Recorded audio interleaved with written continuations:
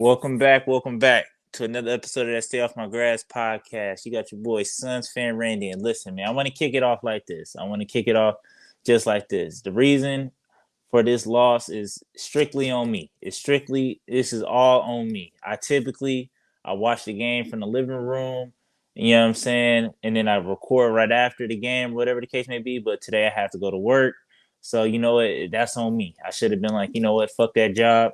They need me, you know what I'm saying? So I feel like that's the reason why we lost this game tonight. But in all seriousness, man, am I panicked? Not really. You know what I'm saying?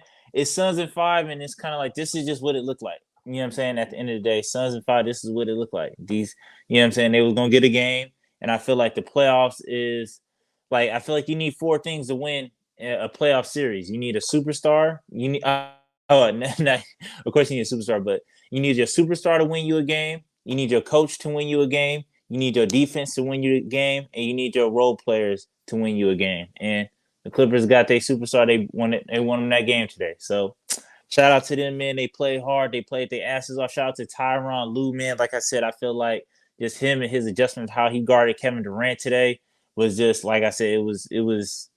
This is why I didn't want to play the Clippers. You know what I'm saying? This is why, and I feel like yeah, man, it's just being out coached. And I'm not gonna sit up here and harp on Monty too much because I feel like at this point it's kind of like bullying a little bit. You know what I'm saying? And I'm not trying to sit up here and bully Monty because, like I said, I do got a level of love for Monty, the person, but just his head coaching and who he is, like just what he does, like head coaching wise, his decisions. I don't agree with not even a little bit. You know what I'm saying? Like not even a little bit.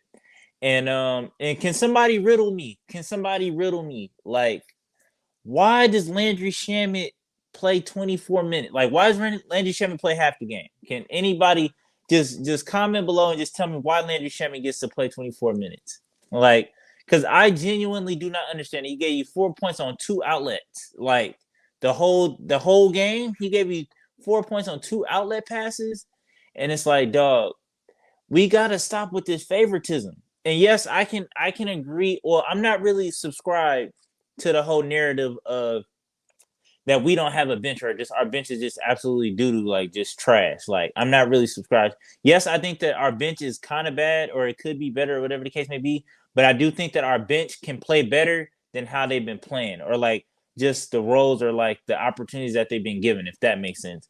And I feel like as a coach or like just in general, just on the outside looking in, like how do you expect niggas on the bench to get like a rhythm or like get any sort of solid rotation or just any sort of like togetherness as a unit if you play niggas so spotty? Like you give Jock Landale 8 minutes today and then you won't play him for 2 weeks. You know what I'm saying? And then you give Biz 4 minutes and then you give Terrence Ross and and you play all these niggas all like intertwined, and it's just like weird ass, and it's like you never really build a solid bench because it's just like, dog, like you need to pick who you rolling with and be like, all right, I'm rolling with that, and that's just what it is. You can make adjustments like per series on in the sense of who you gonna play, but it's just like I feel like you got to give the bench some sort of consistency just to build their confidence or just to build a rhythm at least minimum. And I appreciate Torrey Craig today. Torrey Craig did his thing. I will say that. Torrey Craig did his thing. But call me crazy, or whatever the case may be. And this is why I like Tyronn Lue, because he'll just plug and play and he'll try anything. But like I feel like if they're not gonna guard Torrey Craig, I feel like you should at least slap in Damian Lee. I understand that who gonna guard Kawhi? Like, well, who gonna guard Kawhi, Randy, and blah blah blah. And what I'm trying to say to you is Kawhi is gonna get his regardless. I don't give a fuck if you put the best defender in the league on Kawhi Leonard. Kawhi's going to lead the game with 40, 50, whatever he want to lead the game with. Like, that's just what's going to happen. So I feel like instead of trying to, like, be preventative in the sense of, like, trying to stop Kawhi from getting his, I feel like we can at least match whatever he given with a three ball. You know what I'm saying? If he out there getting to the middies and woo out the band, whatever, cool. If you got Damian Lee or Terrence Ross out there that's out there, and Damian Lee, only I say this because his defense is a little bit better than Terrence Ross's or whatever the case may be, but you can switch them. But I feel like if they're not going to guard Damian Lee at that three ball line, then he can knock that down. And twos or threes are worth more than twos last time I checked. So if Kawhi just go out there going crazy on the two balls in the middies and we start knocking down threes, or he ain't even got to knock down every single one of them. You know what I'm saying? Or what it does, at least minimum, it helps with the double team in the sense of now you can't sag so far back to help. So it's just like when you do make that swing pass, you got a couple more options before the double get there. You know what I'm saying? So it's just like I said, man, it's just adjustments and stuff like that. And like I said, I'm trying to lay off the Monty. And like I said, I've been seeing a lot of people coming from Monty. And I like I said, I've already kind of been on this train of just like what it is. And it's just like he just does a lot of sus stuff.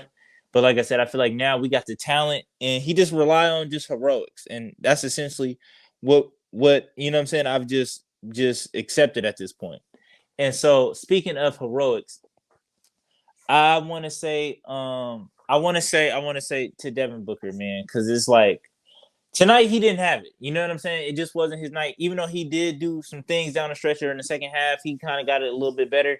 But I just feel like at some point somebody got to look at him, or Chris Paul or whoever the case may be, got to get the ball out his hands in the sense of like we don't need Devin Armani every single night. You know what I'm saying? Like sometimes we need Kentucky Devin Booker, or we need Kentucky Book. You know what I mean? Like we don't need Devin Armani Booker to hot dog or whatever the case may be and just like force stuff. And I feel like tonight would have been a perfect opportunity to let Durant run, you know what I'm saying, be the number one option on offense. You know what I'm saying?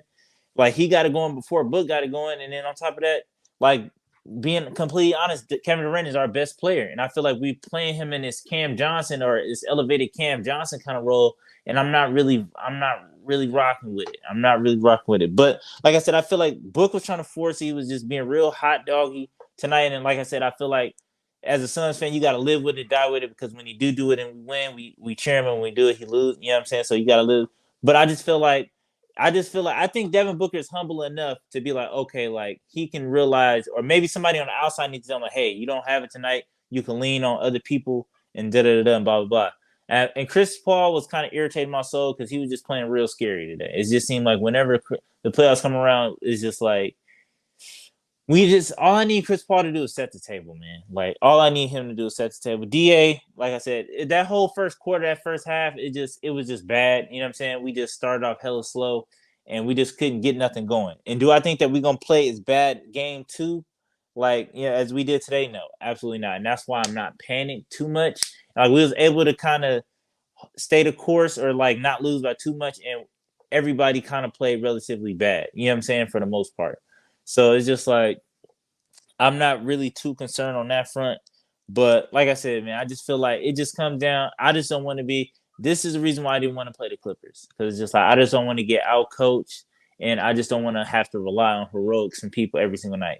And like I said, I do feel like we could have won this game. It's a very winnable game. The Clippers just closed. You know what I'm saying? That's just what it was and what it happens sometimes. Like I think Westbrook got like 3 offensive rebounds at the end of the game, or they got 3 offensive rebounds. We could grab a board, and that's essentially what decided the game. And it's just like the bad part about it, or the last part about it, is like just me watching that play with Devin Booker and Westbrook. It just, the more I watch it, the more irritated I get, because it's just like, dog, that's what you want.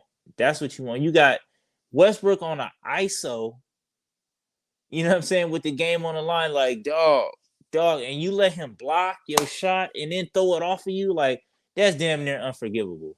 That's damn near unforgivable, Book. Like you owe us. You owe me one for that one, because same thing kind of happened with Jimmy Butler did it, and now we got Westbrook out of all people. Westbrook, like if it was quiet, all right, cool. Nick Batum, okay. Robert Covington, okay. But like you let Westbrook, hell no. Hell no. And then it's like, then watching it, what makes me more mad is that to see that Eric Gordon was guarding KD, and it's like, oh, you could have came off the pill. You could have came off the pill and just gave it to KD. But like I said, you live and you learn. We needed it. This was about due. We needed a little kick in the ass, but it is what it is, man. But until next time, dog, peace.